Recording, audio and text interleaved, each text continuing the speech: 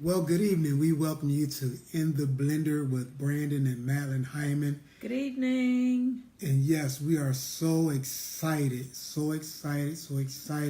to be with you guys on this evening. We're just bubbling over. This is a spillover from all week long. On last night, we had an awesome time with our friend, our sister in the body of Christ, Evangelist Tanya Jenkins.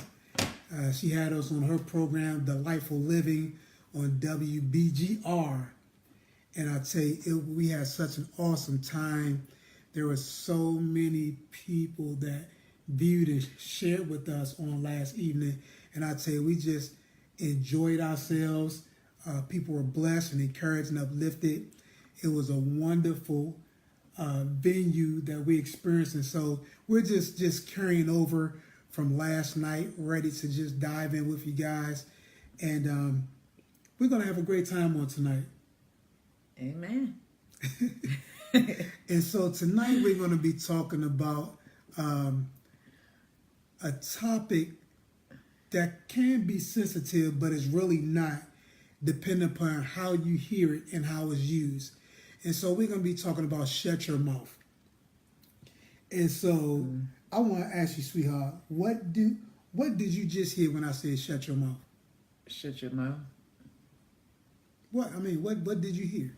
I heard you say shut your mouth. Meaning, Don't talk. Don't say anything. Okay, now Keep quiet. let me ask you this. Shut your mouth. Now what did you say? That sound almost like if somebody was like telling a joke or saying something that you were in agreement with, and it's like shut your mouth. Exactly. And so that's why I wanted to talk about shut your mouth on this evening. But it's how a person receive it too. And it's how it's presented. Yep, both ways. Exactly.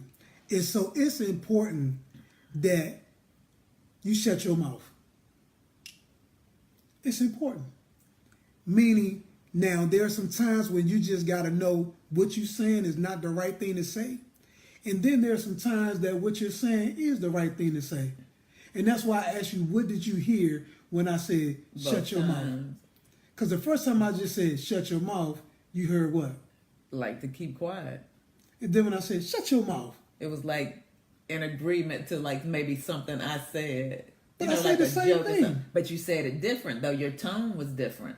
So my tone was different. Absolutely.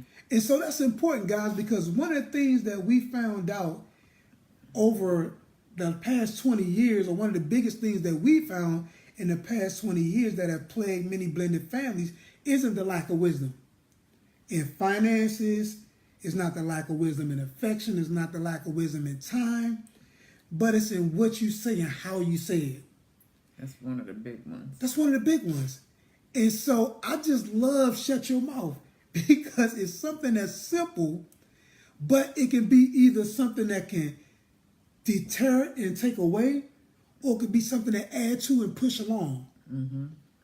And so we're going to talk a little bit about that. But I think I saw, did I see Yolari? Oh, I'm not sure if she on here or not. Well, I always see, I'm just going to take a little time, guys. Give me a little moment. But I was telling my wife, I said, I've really been thinking about this for quite some time.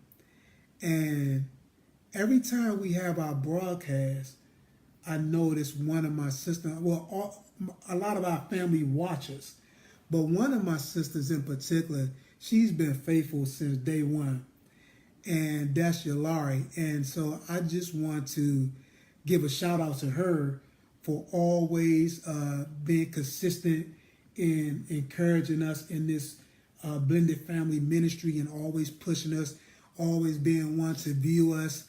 And because a lot of people don't know, and we don't really talk about this, but she's the reason we got together. And so a lot of our family don't even know. So if y'all want to blame somebody, blame her. Because Yolari is the reason we got together. And it's so funny because we were supposed to go on, hey, Jermaine, what's up, Pastor Bell, Pastor Jermaine? I got the big hitters with us tonight. How you guys doing? I love you. Tanico, how you doing there? And so Yolari is Madeline's baby sister. And so when we first met, or when we first had an encounter, we all went bowling together. And after bowling, Yolari was like, hey, listen, what are you guys doing afterwards? And so we were like, we're not doing anything. And so she said, let's go to the movies. Well, unbeknownst to myself and Madeline, she set us up on a date. Because she the one that canceled on us. Right. And we went on. And we went on. And so because of that, here we are. And so I just want to say publicly, thank you, Laurie, for canceling that tag team and allowing myself and Madeline to go on that date.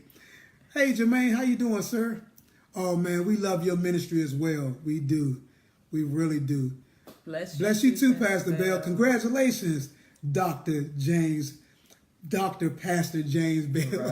Right. Did I say that right, sir? I'm not sure. You got a couple titles now. So I just want to make sure I get everything together. But that's my brother. Wow. Me and Pastor Bell been like that for the past 25 years. Yeah, before I came 25 years. So that's awesome. I am so proud of you, man. You just have no idea. My wife and I are constantly lifting you up. And so continue to do what you're doing. Absolutely. And so, sweetheart, I'll get them some of the statistics that we have real quickly. Okay. 10% of women in the U.S. have had 3 or more marriages, divorces, or long-term cohabitation arrangements by the age of 35. For adults, a happy and stable marriage is the best protector against sickness and premature death, and is the source of emotional stability and good physical health in children. Yes. And lastly, less than half of all blended families even read articles about what it means to be a step-parent or seek out advice about remarriage. So the first statistic said 10% of women in the U.S. have had 3 or more marriages. Now, this is huge, guys. 10% of the women in the U.S. have had 3 or more marriages, divorces, or long-term cohabitation arrangements by the age of 35. And one of the roles in the blender is that we want to stop this, because we have the awesome ability that what we do right now will change the course of future generations.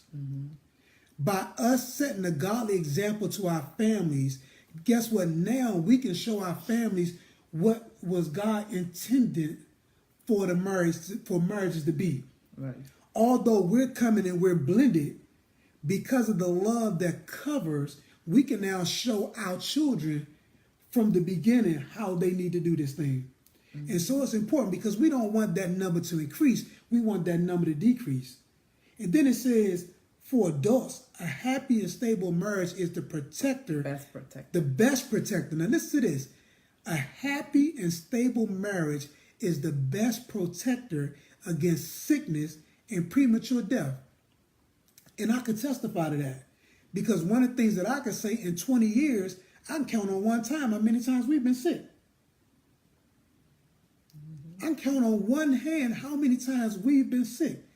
And our health is on fleek. I mean, we're at the most condition we've ever been in our lives. Absolutely.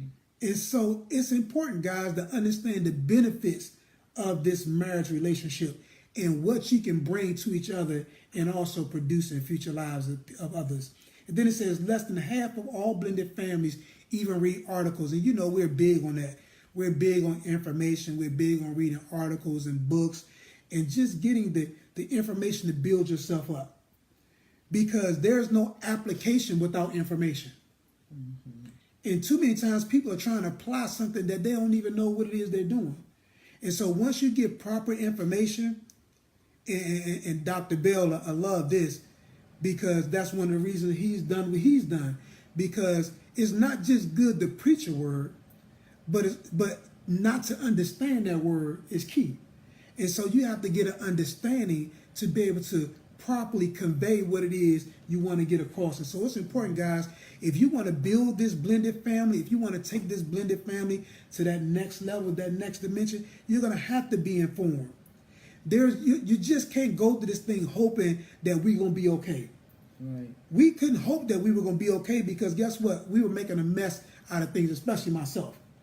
And so I knew that there were things that I had to learn and I had to be informed about in order to be a great husband, in order to be a great father. Not a stepdad, but a great father. Right. Because there's a difference. Because you guys heard me say this, and I'll say it again. I don't call my wife my stepwife. And so for the life of me, I don't understand where this step thing came from. Because when you address your children as step, what you're automatically saying is there's a division in this family, and that I don't accept you, and that I don't have you as my own. Now my wife, she's mine, but then when I say my children, I have to put step before them. No, they're my children, whether they're my sons or my daughters or whatever, they're mine. Right. And so that's important. And so, sweetheart, let's go right into this. Okay. So you want me to read this first paragraph? Yes, but we're going to start on what's understood. Where you at? One thing? Okay. Yes. One thing must be understood. When this blended family dynamic came to be, the members have no shared family history or shared ways of doing things. Developing good blended family relationships takes some work. Yes. Dependent on the amount of work you put in, it may take 1 or 2, even more years for the blended family to fully adjust. There are some keys about your mouth that we have found that will catapult your blended family to another stratosphere. Now watch this. One thing must be understood. If you understand anything, you got to understand this one thing. When the blended family dynamic came to be, the members have no shared family histories. And so when we came together, there was no shared family histories. She had her family history, I had my family history. And because there were no shared family history, we had to begin to now make our own family histories, which means that I had to understand what she was used to doing, and she had to understand what I was used to doing. And because we didn't discuss all of that, it took some time to get that understanding. Hey, Gentry, how you doing? It took some time to get that understanding. But most people don't understand that. And so when they come together, they automatically want to make that person or those persons do what they're used to doing. And understand things the way they used to do things. But you got to understand, there is no shared histories. Like, for instance, my wife used to come home from work, and they used to go to the bedroom and have conversations. That's a shared history. I didn't have that shared history. So I wasn't used to, when I go to the bedroom, everybody in the bedroom. I was used to the bedroom for a couple reasons only. It wasn't the meeting place. And so I had to get used to that because that, again, was a shared history. And so one thing you have to understand, that the members have no shared family histories or shared way of doing things. We didn't have a shared way of doing things. I like to clean a certain way. I like to wash a certain way. I like to fold a certain way. I like to keep the house a certain way. And my wife and the girls, they love to do things their way. And so we had to make those adjustments. And it's hard when you like doing things your way. It's hard. Like, I used to love to do laundry on Saturdays. Now I just do laundry whenever I feel like it. But that was my time. Right. You know, cleaning the house, that was a Saturday morning thing. Because that's the way I was raised. I was raised, you get up first thing in the morning. Well, that part was easy for us because that's what I always did, even before you came along. Saturdays would just seem like, for some reason, Saturdays is always people's day to do the cleaning. Yeah. And so although we didn't share that history together, we both still had that type of history. Right. But most people don't. Right. Because some people, unfortunately, some people don't clean. Some people clean when they have a company. We clean because we like clean. And so it's a difference. And so you have to understand, when you come into this blended family dynamic, there aren't any shared histories or shared moments. And then the next one was, depending upon the amount of work you put in, it may take 1, 2, or even more years to adjust. I know for us, it took some time. And we have to share that with you guys, because a lot of times people come into this dynamic, sweetheart, thinking things are going to just change automatically. Hey, Josh. Hey, Jamie. Things don't just change automatically. People don't just get on board with your views and your agenda automatically. Right. It takes some time. You got to understand this. This is what I had to understand. My wife was solo for 10 years. Just about 10 years. And so they were used to doing things the way they did it for that amount of time. Mm-hmm. Now here I come with my bright ideas. Yeah, you thought that was bright. Exactly. My bright ideas, my way of doing things, my agenda, my righteousness. And all of a sudden, I want everybody to just change and do things the way I do it. First of all, they don't even know how I do things. They really don't even know what I like. But I'm under the assumption, because I'm here now, that things should just go the way I say they go. And guess what? It don't always work that way. Most times it's not going to work that way. And you'll find yourself banging your head against the wall trying to make somebody do something. Hey, Tawana, make somebody do something that they don't even know why they're doing it.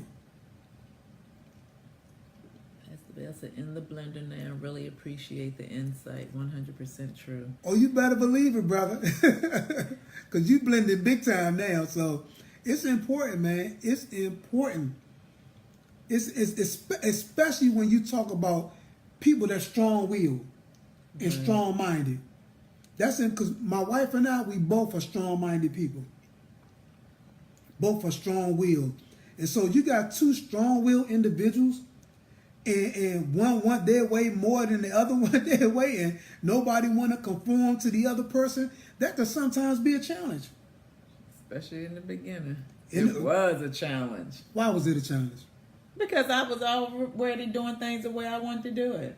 And you came in and wanted to change everything and wanted me to do everything the way you wanted it done. But we were so used to our way of doing it. So it's and you. Wasn't having it. No, it was you. No, it's you. So issue mean it was you? Yeah, and I say that to yourself. Issue. That's what it is. Issue. Now I understand what issue means. Look in the mirror and say that to yourself, right? That's right, Gentry. Spoiled people. You is absolutely correct. And so it's important, guys. So let's jump into this, sweetheart, because we don't have much time. Okay, where do you want to go? There's some key things about your mouth. Listen to this, guys. There's some key things about your mouth that we have found that will catapult your blended family to another stratosphere. I'll read the first one. Go ahead. Think before you speak. Think before you speak. Watch this. That's the heart.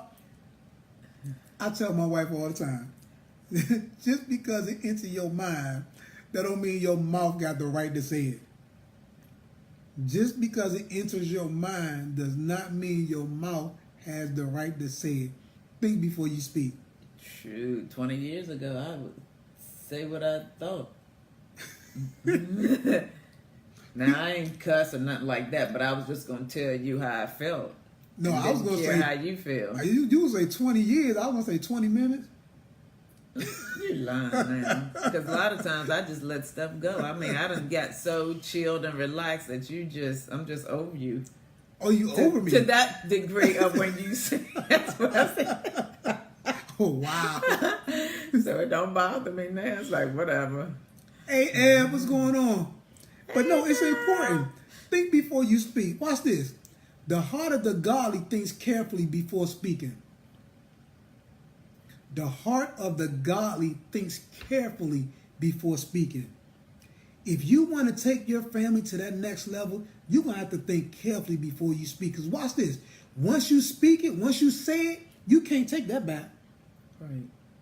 Once that word hit the earlobes, hit the eardrums, it's there. And I don't care what you do after that, that word continues to ring.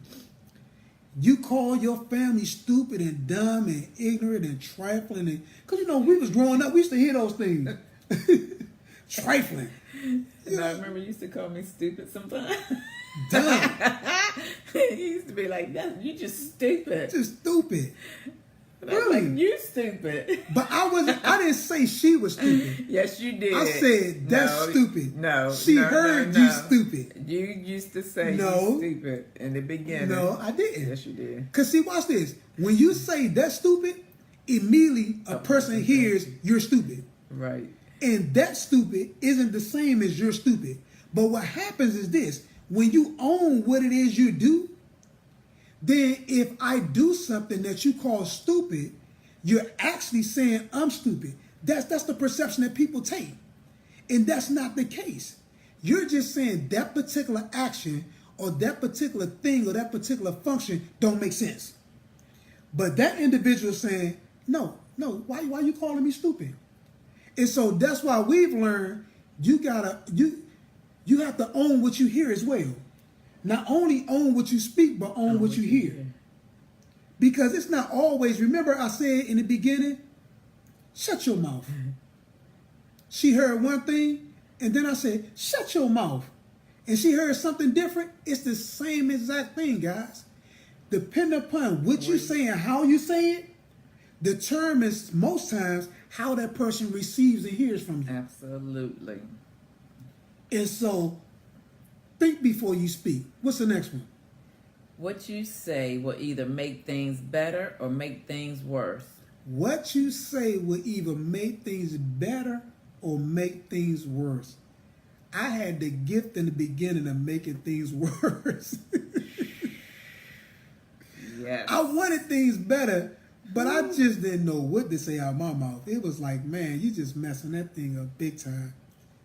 My heart was right, but my mouth was wrong. And I couldn't get the two to get on the same page to save my life. It was crazy. But you know what, sweetheart? I found out I'm not alone. There's so many people that can't get their heart and mouth on the same page. But that's too because you've been trained that way.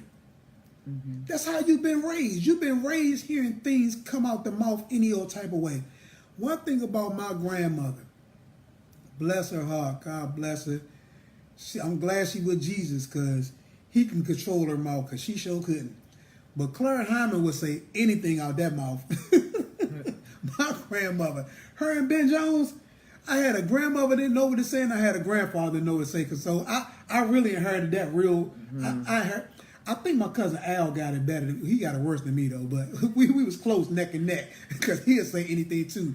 But my grandfather, Ben Jones, oh my God, Benjamin would say anything. Clara, she would say anything. And so it's important, guys. What you understand, what you say can either make things better or make things worse. Your words will either equip you or acquit you or they'll condemn you. Your words can get you off the hook because there's some things that if you say it right, it'll make it just right.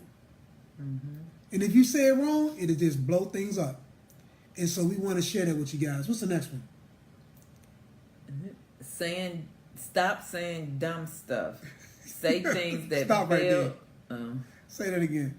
Stop saying dumb stuff. Say that again. Stop saying dumb stuff. One more time. Stop saying dumb stuff. Stop saying dumb stuff. And you know, it amazes me how sometimes we don't know what we're saying is dumb. Sometimes you know what you just said was dumb. And don't think just because you saying it is not done. It's done. And just realize that's done. What do you mean? Anything that's counteractive or counterproductive to what you want to get out of life, what you want to get out of your family, what you want to get out of the blended dynamic, anything you say that's counteracting that is done. Absolutely. Anything, I don't care what it is, anything that you're saying that's going to hinder you from getting. I remember one time, and we shared this before, my wife, and I'm gonna tell you how dumb what I said was, guys. She was doing this. What was this, sweetheart? What you talking about? You The know what I'm treasure talking hunt? about. Yeah, she was doing it. Was it a treasure hunt? It was something like that. You talking about when I left all the clues and Yes. yeah, whatever So it's called. tell the people what you was doing. For Nope, you tell it because you blew it, and I don't even talk about it no more. See that's what I'm saying when I say you say dumb stuff right there. Not what she just said, but what I said 20 years ago, and how dumb it was that even to this day there's an effect of that. Because to everything there's a cause and effect. And so she was doing this treasure hunt, and she was setting these clues. It wasn't a treasure hunt. What is it called? Well, anyway, she was doing these clues for me. I had to find these clues and find out what everything meant. You guys know this. Can somebody type it in? Because please, I don't know what it is. I forgot what it's called. It's been 20 years ago, and I never experienced it again. And I put it out of my mind. Exactly. So I don't remember. I remember the episode, but I forgot what it's called. And so anyway, she was doing this, and she was setting some stuff up, and I was getting all the clues until it came down to this one clue. And the one clue, it was so perplexing to me, not because it was hard, but because I knew it could be one or two different places. Now, for her, it was just one place. But for me, because I'm so analytical, I'm so smart and so intelligent, I made it two places instead of one. Hey, what's going on, Fred? And so she did this thing, and she put this hotel next to this restaurant. Well, not thinking about it, there was a hotel and restaurant in Suitland, in Camp Springs, Maryland, and then there was the same hotel and restaurant in Atlanta, Maryland. And so I had no idea which one she was talking about because we would go to both. Yeah, but we did go to one more than we went to one restaurant. That one particular restaurant more than we went to the other one. That's why you should have caught on to the clue. Yes. No. We did frequent that one restaurant more. So that's why I chose that one. But again, you thinking way somewhere else. I was off. Yeah. But the dumb part was what I said. I called this chick right here, and I'm telling you, this is for my birthday. I mean, she had laid the hotel room, laid out. I mean, everything she had the spread for the brother. And I called her and I gave her the business. On my birthday, she celebrated you was me. mad because you couldn't figure it out. That was stupid. That was dumb. I mean, and I blew it. But watch this. Because I did that, I never experienced that again. Hence. It ain't gonna happen. I've never seen y'all hear that? Reach your hand out, pray for her right now. Come on, Bobo. And so, but I've never experienced that again. I experienced things close to it, but to that extent, I've never experienced it then. So you got to be careful, guys, because that can either make it or it can break it. We may as well get ready to stop right there, cause what was the rest of the part? You watch this. You got to learn words of affirmation, and we'll pick up on this. You didn't finish with that. Do not let unwholesome talk come out of your mouths. Read it. But only what is helpful for building others up according to their needs, that it may benefit those who listen. Read the whole thing. Do not. I did. Do not let unwholesome talk come out of your mouths, but only what is helpful for building others up according to their needs, that it may benefit those who listen. Do not let unwholesome talk come out of your mouths. What I did at that particular time was unwholesome. And I find out, sweetheart, there are a lot of people that are saying unwholesome things. You're speaking from emotions. I always say this, and I have to be careful on how I say it, but listen to what I'm saying. Emotions, opinions, and thoughts.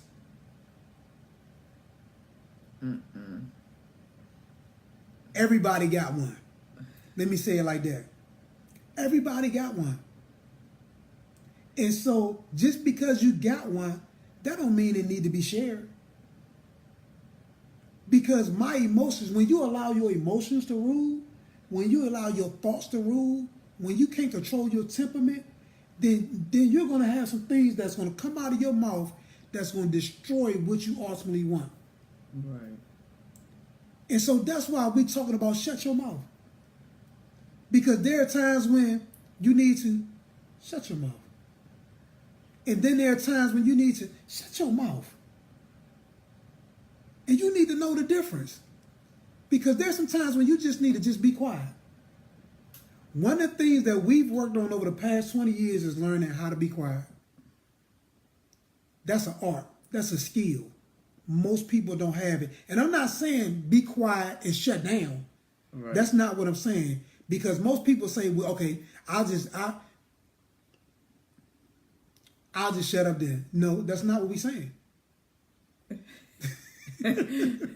That's not to be slick, pointing your head over this way. That's you. But no, not shut down, but just shut up. That means don't say that because it's not beneficial.